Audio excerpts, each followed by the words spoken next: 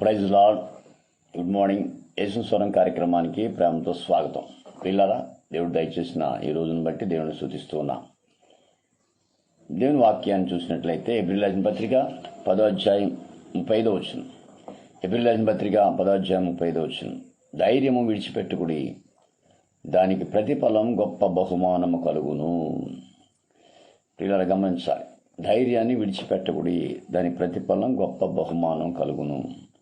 మనం గొప్ప బహుమానం సాధించాలి, పొందాలి. మనకి మంచి బహుమానం రావాలంటే మన దగ్గర ఒక ఆయుధం ఉండాలి. అదేంటంటే ధైర్యము. ఏదైనా విడిచిపెట్టేసినా పర్లేదు. డబ్బు పోతే మళ్ళా సంపాదించుకోవచ్చు, ఆస్తి పోతే మళ్ళీ సంపాదించుకోవచ్చు. ఆరోగ్యం ఒకవేళ బలహీనంగా ఉంటే ఏదో రకంగా బాగుపడవచ్చు. కానీ ధైర్యాన్ని ఎప్పుడైతే నువ్వు విడిచిపెట్టావో ఇక నువ్వు పీకి బందగా వెనక్కి వెళ్ళిపోతావు.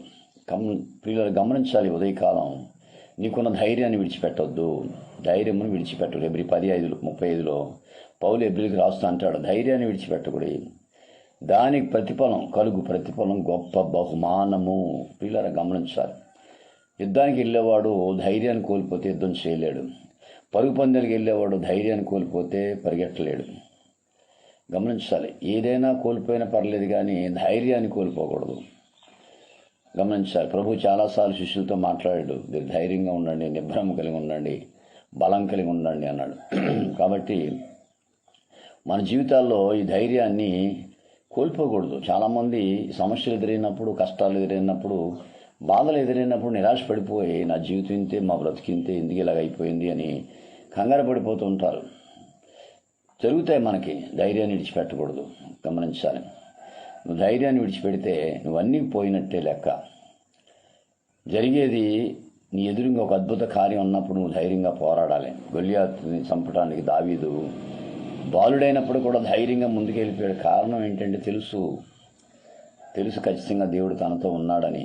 దేవుని కలిగిన వాళ్ళు బహుధైర్యంగా ఉంటారు. శ్రమదినమున కృంగిని ఎడల నువ్వు చేతకాని వాడవుతావని బైబిల్ చెప్తుంది. కాబట్టి మనం కృంగిపోవద్దు, ధైర్యాన్ని విడిచిపెట్టద్దు. ఒకవేళ సమస్య, ఇబ్బంది, రోగము, జబ్బు, తెగులు, ఆర్థిక ఇబ్బందులు ఏదొచ్చినప్పుడు కూడా పిల్లలు నేను చెప్పేది ఏంటంటే మీ ధైర్యాన్ని విడిచిపెట్టకండి. దాని ప్రతిఫలం గొప్ప బహుమానము.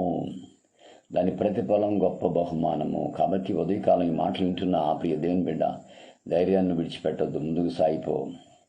నువ్వు ధైర్యంగా ముందుకెళ్ళినప్పుడు దేవుడు కార్యాలు జరిగిస్తాడు. ఇశ్రాయేల్ మోషే దగ్గర సణుక్కున్నప్పుడు మోషే అన్నాడు, ఎందుకు అలా కంగారు పడతారో, మీరు ధైర్యంగా ఉండండి అన్నప్పుడు ఎర్ర సముద్రాన్ని మోషే ప్రార్థన చేసినప్పుడు కర్ర చాపినప్పుడు 2 పాయలుగా అయిపోయింది. రోడ్డు వచ్చింది, రోడ్డు తయారైంది అక్కడ.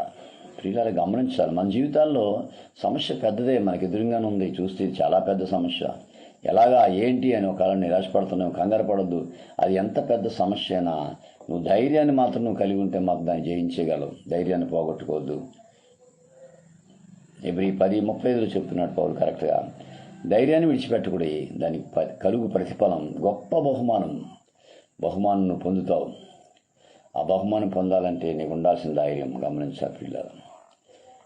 ఎటువంటి పరిస్థితులు నిరాశపడద్దు, కంగారు పడద్దు, ధైర్యం కలిగి ఉండు, ముందుకు సాగిపోవాలి. సాగిపోవడానికి పరిశుద్ధాత్మ దేవుడిని సహాయం చేయండి. ఆమెన్. God bless you. మీ సహోదరుడు పాస్టర్ రమేష్ కుమార్, రాజమండ్రి.